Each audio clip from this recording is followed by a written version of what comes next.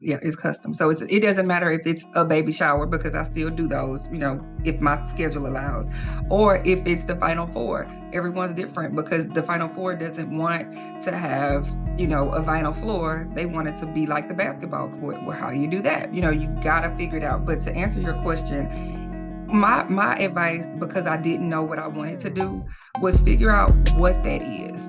What do you figure your strong suit is? If you want to get into the hospitality industry, what is that? Do you want to do, nonprofit work? Do you want to do entertainment? Do you want to do sports work? Do you want to do social work? You can do it all. But I think in order for you to excel at one, you've got to figure out what that one is. It's time to pivot in your confidence, career, and compensation with the 5-Minute Career Hack Podcast every Monday and Thursday. Now, get ready for a special interview curated just for you. Hello. I am back with another episode. Today, you all are in for a treat. We have a not only local Houston gem, so that makes me super excited because we have a local Houston amazing woman here in the city. I want to introduce you all to Deronica Horn. Welcome to the podcast. Thank you so much for having me. Of course. So I'm going to make it a little awkward because I know it's always say that to people when you hear what people pull forward in your story. So right. I just want to introduce the people so that they don't miss how amazing. If they saw this and didn't click on it, obviously people that work with you would know, but those that don't, I want to tell them a little bit about you, if that works, Sure. And then we'll get into your story. Please. Thank you. Awesome. So Deronica is the lead event planner and consultant for her own company, which is Lasting Impressions. You're probably thinking like, wow, what does she do? Well, not only does she work with or has worked with Grammy-winning artists, also Hollywood royalty and politicians, but that's not only the depth of her work. I think there's many local boards and various organizations and philanthropy that she does here locally. But some of the things just going through your resume and bio that I want to make sure, and hopefully we'll get to today, are just some huge projects that she's gotten to work with, from the Super Bowl to the Final Four, working with CBS Sports, Paramount, and Astros Foundation. And I think, what I've had the pleasure of being able to witness is the not only your business acumen. I think you are a leader in hospitality. I think your attention to detail is why people continue to hire you. And I think the work speaks for itself. So with 18 years in event and hospitality industry, I know we're going to learn a lot today in this episode. So as I stated, Deronica's a Houston native. She has a degree from the University of Houston and also is a graduate of Cornell Marketing. And we're super excited. A lot of our guests not only have the education, right, and they have the expertise and are subject matter experts, but I think what's most important is your perpetuity in your field. It's one thing to have those flashes of great performance, but continue to outdo yourself is amazing. So thank you so much for your time Thank today. you so much. I appreciate you for having me here, and thank you for reading and talking about all the things that are written that people say about me, because I'm very under the radar, and I like to be that way. But I know that that's not beneficial to help everybody. So let's get started. I guess, how did it all start? Okay. How did the inspiration start for you? So first things first, I did all those things. I did go to University of Houston and Cornell and all that. But before all that, I was a high school student who was pregnant at the age of 17. Okay. So my high school principal was like, you can't graduate here because you're pregnant, you got to leave. So essentially he put me out and was like, you've got to go. And I'm like, well, what you supposed to do? I thought you're supposed to, graduate. Well, anyway, so I did that, but I had to go to night school in order to do that while having a baby and, doing all that with limited support. I did go to school because my grandmother was like, you've got to go to school. You have to get your lesson. Well, how do you do that with a kid? That lesson. Get your lesson. So I did. It took me forever, but I did do it. My son and I would go to school. He was my road dog, at school. My high school principal wouldn't let me have him at school, but my college professors would. So I was grateful that they allowed, for me to do that. And I went into an accounting role just by accident because I went to a temp agency. I was like, look, I need a job. I need them to at least give me $20 an hour. I have to take care of this kid. And they were like, please, yeah, come do it. Come be a clerk in the accounting department. So I was like, let's go. So I went in and I was like processing credit cards, and I learned about, what happens with batching credit cards and, all the fun things, I suppose. And then that parlayed into various opportunities. And they were like, you've got to go to school and finish this piece, and this piece in order to get promotions. I did that. I didn't necessarily get the promotions, but I learned a lot of skills. So I stayed there based on being comfortable. And I wanted to, be stable for my son because I didn't have stability, if you will, growing up. Mhm. So I did that. Then I was like, okay, well, I want to figure out what else I can do with this whole accounting thing. I didn't like math, if I'm being honest, when I was in school, any school, whether it was high school or collegiate, I didn't pass that. So I don't know how I ended up in accounting anyway, but it worked out. I'm gonna let God do his work.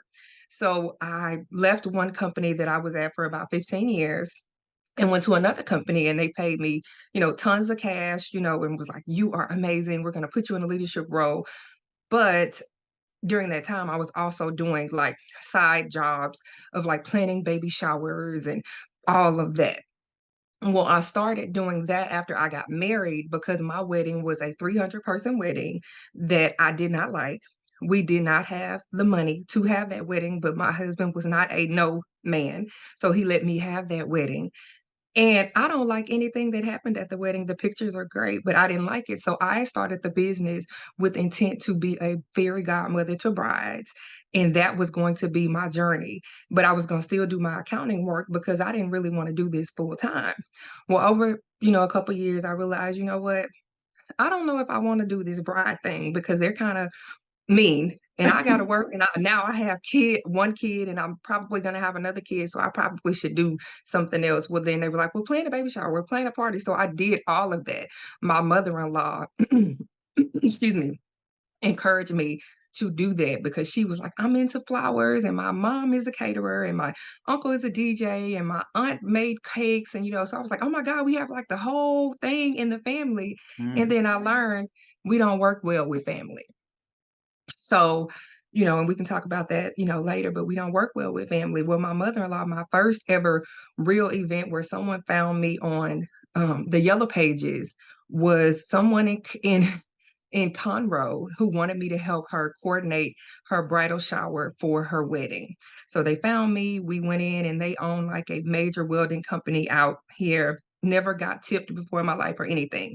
So I was like, okay, let's do it. The next day I called my mother-in-law to tell her this is what happened. I didn't know what I was doing. I called my best friend. She was my assistant, all these things. She had passed away. So she never got a chance to see how I did what she, had taught me to do. Well, anyway, so I was like, well, for her, I'll make sure that I do this, and I'll make sure I keep flowers around and, do all these things for her. Fast forward. So then someone was like, well, why don't you plan a fundraising event? So how do you do that? Because I'm not asking anyone for money. I'm kind of shy. And they were like, no, you just need to set some tables and put some flowers. So I'm like, let's do it. I failed. So I'm like, I'm quitting this because I don't have time to do all this. I got to go to work. That's where my bread and butter is. So I quit. And I didn't quit because people kept calling me, can you do the Sweet 16? Can you do this? So it would be family and friends. And then one day someone called and was like, hey, we got a client that needs you to do his weekend. And so I've already given you his phone number. Mhm. So I'm like, well, I'm busy because it's like quarter end. So maybe not because it's quarter end. This was in May. I'll never forget. It was May.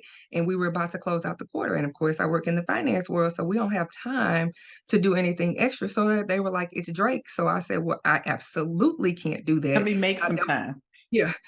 No, I cannot do it. No, I said I can't do it. Okay. I said I can't do it. I have to work. I don't have a staff. I don't know what I'm doing. And then he's gonna put me all over the news and tell the people that I screwed up his weekend. So I called my husband, was like, I can't believe this man called me and said this. And he was like, but I thought you said that you had all this faith. So do you or don't you? And I'm like, I do, but I don't have a staff. And he was like, it's cool. I got it. We're going to call your daddy. We're going to call your brother. And he just called all these people. Well, when we did Come that, on, Mr. Horn. we knocked it out the park. And to this day, we still work, for that client. That particular client allowed me to have any client that you probably named, or if anyone reads my bio. So if that's Travis Scott, the NBA, CBS, anybody that I work with is because Drake took the shot to let me do it. And I was very honest with him and his team. I don't know what I'm doing. I charged them $2,500 per day that weekend because I didn't know. That was the most money I had ever made. So I didn't know. Oh, And that's I why did you're it. sticking with you. This Right, is right, there's no way I can lose. right. Because I mean, but I didn't, I didn't know. I learned quickly, but at the time I didn't know. And so I didn't want to seem pretentious. I didn't want to seem like I was trying to do something just because of who he was, because my heart and my mind needed to make sure that I was true to who I am, even though I really didn't know what I was doing, except if it was a baby shower. So thank God he led and guided my husband, me, and everybody. So that's my journey. So that's what we've been doing for 18 years, accidentally. Wow. Talk about failing forward, right? Yeah, yeah, And falling into something. Wow. yeah. So many notes that I took here. But a couple of themes that I wrote down that I would love to hear your perspective on. Okay. And the first, it seems like this support group and the inspiration to do the work. Okay. So, obviously you talk about your mother-in-law and her kind of seeing this before you saw it, right? Hmm. And Hmm. her spirit still being there with like flowers and things like that. Talk to the audience a little bit about your support team and maybe where it started and where it is now. Because obviously your husband being like, you got this, Yeah, right? Tell us a right. bit more. So, as a kid, I was raised with my grandmother and my grandfather. My grandmother never told me, if I said I wanted to do something, unless it cost money, that I couldn't do it. So if I wanted to draw, if I wanted to cook, if I wanted to do whatever it was, she was like, just do it, even if it was came out. So when I got married and my mother-in-law, and I was talking to her about this, she was like, well, why can't you do it? You just planned the whole wedding. And I'm like, but it sucked. It was bad. And she said, but you can do it. And so every time I go to anybody, whether it's my best friend who's been my best friend since I was 4, she's like, I got you. We're just gonna figure it out. And so we just literally figure it out. There's no book. I've read books, I've taken classes. None of that stuff has given me what really on the job training. And I'll go to people because I'm always a student. So I'll go to, like, let's just say Preston Bailey. I'm no florist, but I want to know, like, how do you keep a flower from Houston to Phoenix? So when you go to Phoenix and you don't like the flowers that they have because of the climate in that place, how do you get them? So you have to be a student. So I literally go to people, whether it's professional friends, whoever it is. What do you do? How do you do this? How do you create a Zoom meeting, on the fly when your system's not working? How do you get on the internet? You know what I'm saying? I didn't know about the hotspot situation. I didn't know. So people taught me things, and I always pride myself on being a student. So I'm a forever student, no matter who it is. And I'm grateful to have a support system of family, friends who I can just go to and ask questions or bounce things off of them. And the same thing I am to them. Mhm. And recently I was at an event and they said, you are, um, someone's looking up to you, you're looking up to someone, and you're bringing someone with you. That's Mm. what they say. So whoever is looking up to you, you should be bringing them with you, right? So that they can be who you are. And then you're looking up to them. But sometimes if it's in a friend or a family circle, those roles are going to change. You can't always be the big fish, you know, in that. And so in this industry, I learned that that's where we are. And so that's kind of how I live. That is so And that awesome. has helped me with my relationships throughout the industry as well. Yeah, I want to make sure the audience doesn't miss this because even though you're breaking it down in very simple, practical ways, Sure. um, people that can make something simple is because they know it in and out, right? So Yes. I want to make sure people aren't like, it's not like this decision tree, do this, do that.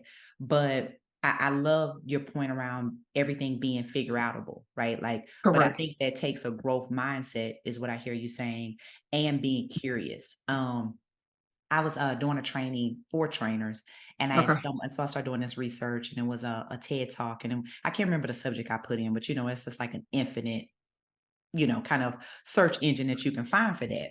So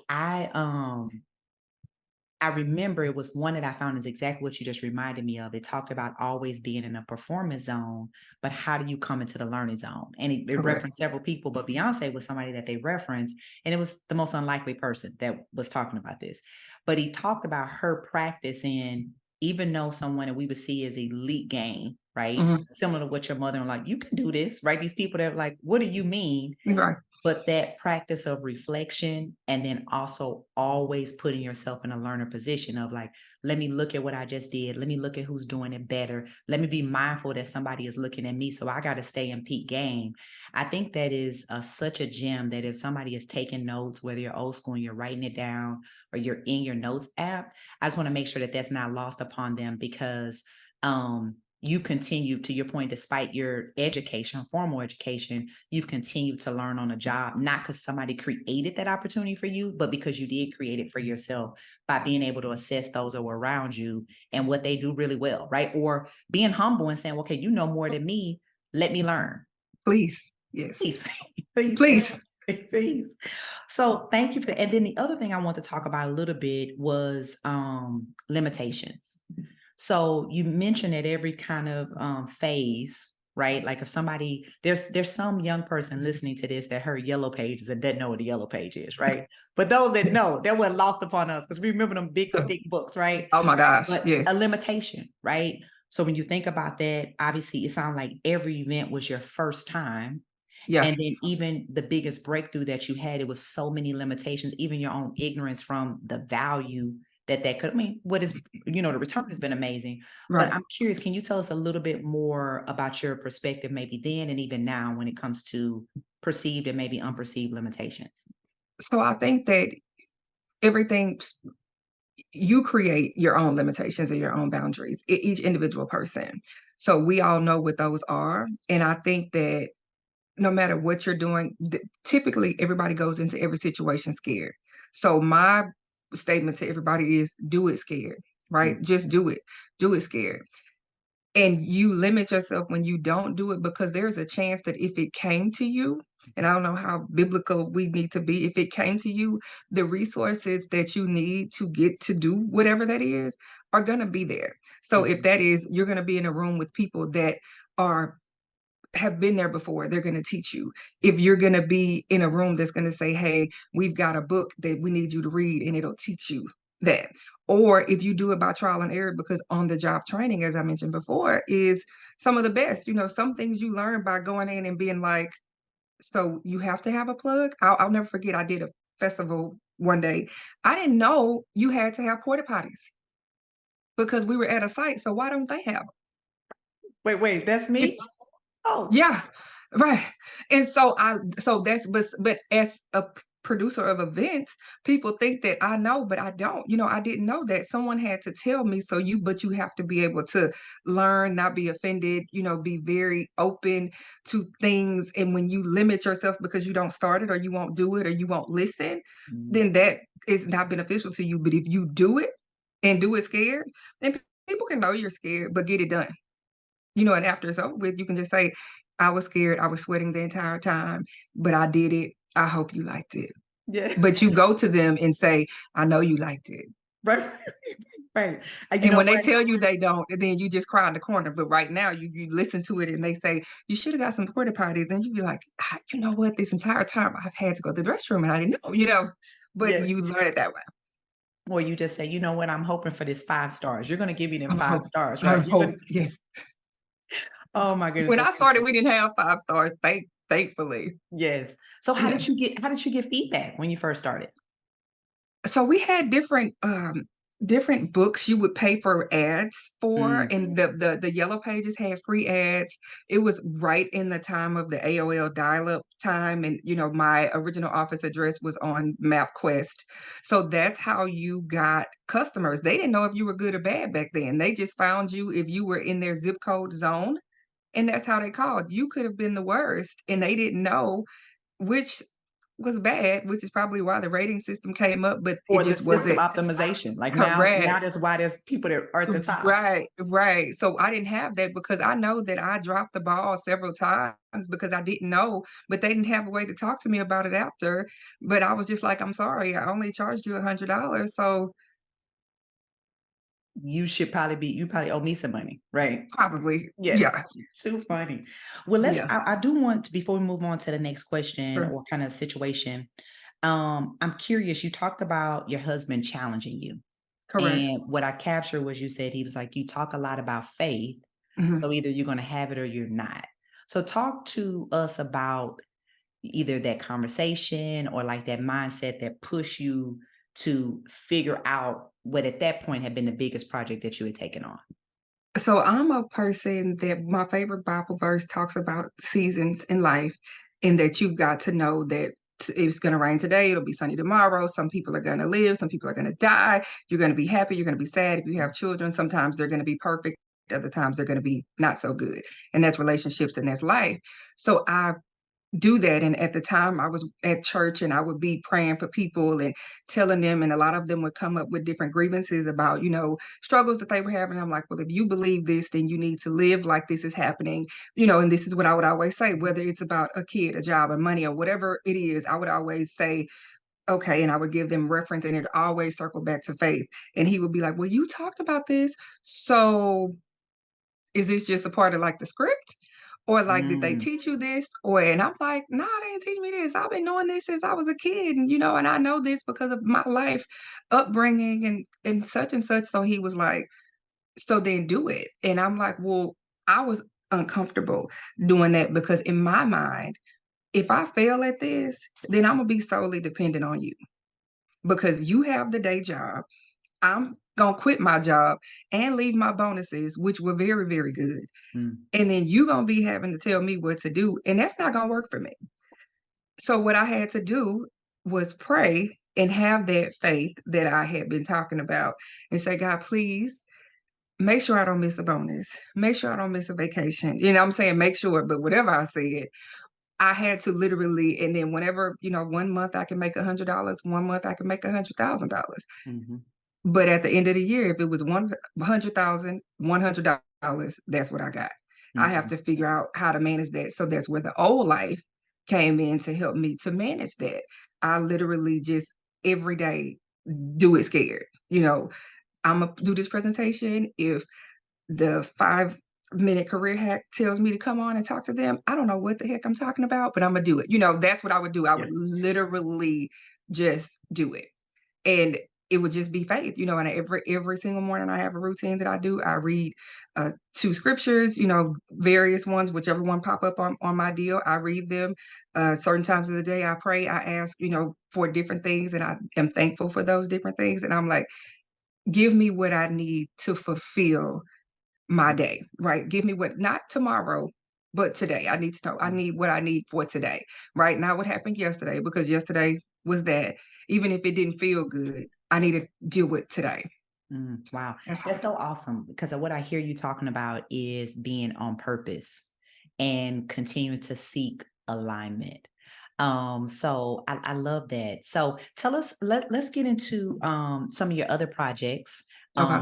And you can talk about clients if it's specific to them, but Okay. I'm curious, when you think about the array of things that you do in your business, maybe Okay. you can set it up or tell us about your business, and then we can get into some specific projects. That have stretched you in other ways, right? So now that you've done it scared, you know what you're doing. Let's move to that phase of your career. So I'll just use Drake because that's what everybody thinks that they know me from. Yep. Um, what he wanted to do was come back to where he started and wanted to give back, and he wanted to have like where we clean up the bayous. Never did that before. So then I have to leverage the fact that my dad is friends with a city official. How do Mm, we clean up the bayou? I know we need public works to do that. How do we do that? Um, they gave me what happens is clients give you things and they challenge you, right? So they give me a list and they're like, I want to clean up the bayou. I want to have a concert. The concert is going to be free, but you can't get the tickets unless you clean up the bayou. And I want everybody to get a shirt, and it's going to be at the first place that I had the concert. So when we do this, how do we get the people in? So I did it, and that was the first time. Then the next time I'm like, oh, so what you have to do is you learn, you got to create a budget, and we got to figure out how this, and you just start. And I don't know if I'm answering the question the yep. right way, but you you you have to create what they are asking for, and that means that you have to ask questions. You got to go in, and I'm like, hi, Warehouse Live, I'm here. I need 2,000 people to fit in the 1,000 space. So do we create a tent? Do we get security? What do we do? And if they say they don't know, then I have to figure out and tell the client then what we're doing, right? We need 1,000 people. We need 100 security officers. We need X, Y, and Z, and this is how we're going to do it. That means that we started there. Now we're at the Toyota Center, and the floors are, doing what the floors do. I don't do that part, but that's how we built it from that. So everything is like a stage. So they don't stop you at, let's just say, the entry level. Whenever one of my good friends says, they always give you curveballs and then you catch them and then they say, well, you know what? Plan a party on the rooftop of the Toyota Center. Well, how is everyone going to fit? Because the Toyota Center is a circle. Right. We got to do it. So we got to do it. So you just have to do it, but you have to take the challenges, but you also have to figure out the best way to be reasonable and have the clients, because high profile clients are unreasonable. Okay. They're unreasonable. They're unrealistic. And they feel like their money is going to make the Toyota Center flat when it's been around our whole lives. People who are not local, that's our basketball stadium and it's shaped like a globe, if you will. Yes, at best, right? So you would only think people can go around the side to want to be able to see. Oh Right. my goodness. So when you thank you for sharing that. No, it's that, it's when you talk about your business, there is no right answer. It's your business, Okay. right? And what you created. So I think the reason why I asked that question is because I think in the age of social media, when we think about the majority of the workforce being, millennials and Gen Z, a lot of things, their perception about their ability to do things is sometimes inflated. I'll say it that way. Right. And we see that particularly when we get exposure, and a lot of that is based on social media, but people thinking they should start off where somebody has taken 15, 20 years to get to. Right. So someone is hearing this and they're inspired. And they're thinking, oh, wow, like she did it, right? And she started, and I do baby showers and I can do this. But I want to make sure that someone that is inspired from your journey and hearing what you did is able to understand your skill set. So I think what I heard you say is really listening, being a really big part of it. And at the end of the day, being a problem solver. So the client is paying you to figure it out. So there's not going to be somebody that comes with this full package of here's what I want, then you go execute it. You're actually creating a playbook with every single client that you are coming into contact with. In what I'm hearing, every scenario is different, right? Because it's custom to that person. Yeah, it's custom. So it doesn't matter if it's a baby shower, because I still do those, if my schedule allows, or if it's the Final Four. Everyone's different because the Final Four doesn't want to have, a vinyl floor. They want it to be like the basketball court. Well, how do you do that? You've got to figure it out. But to answer your question, my advice, because I didn't know what I wanted to do, was figure out what that is. What do you figure your strong suit is? If you want to get into the hospitality industry, what is that? Do you want to do, nonprofit work? Do you want to do entertainment? Do you want to do sports work? Do you want to do social work? You can do it all. But I think in order for you to excel at one, you've got to figure out what that one is. And so people kind of shine on the fact that I just said I do baby showers. Well, typically the people that are calling me for the baby showers will probably be the clients that call me to do the other stuff, not because they're just used to me, right? Not because that's just what my resume says. But if baby showers are your thing, you can do that and you can be the top shower person in the country if you do it right. One of my idols is Mindy Weiss. Mindy Weiss is one of the top planners in the country. Every Kardashian, Beyonce, all of these people, that's their event planner. So she just did Travis Barker and Chloe's and Courtney's baby shower. Before that, it was one of the other kids. All of them, that's their event planner. Travis Scott and Kylie have kids. That's their event planner in LA. I'm Travis's planner in Texas. You see, but that's Mindy's deal in LA. But you've got to figure out what that is. Mindy does baby showers. She does weddings. She does, excuse me, if you have a new bottle of water you're trying to launch, she's going to launch that bottle of water. I will also do that. However, I didn't always think that. I thought it's a baby shower, it's a birthday party, it's a this, because I limited myself not knowing that my skill set could do, because launching a bottle of water is launching a bottle of water, right? So you launch a bottle of water. But if you want me to put it up on the rooftop of the Toyota Center, bring me 5 pallets. So let's put it on rooftop Toyota Center, but you gotta fit, people gotta fit. And there's nothing instant. So the first 7 years of this 18-year business, I made $0. Everybody heard me say I charged Drake $2,500. That was the most I ever made. I had been in business for 7 years at that time. Mm. The people that called me first at my mother-in-law, they paid me $350, I think it was. They tipped me $350. I gave the girls that helped me that day the $350 because I felt like that they took time out of their Friday. So I made $0. I used to hand make everything. My office is full of candles and foam and stuff. I literally would paint every single thing.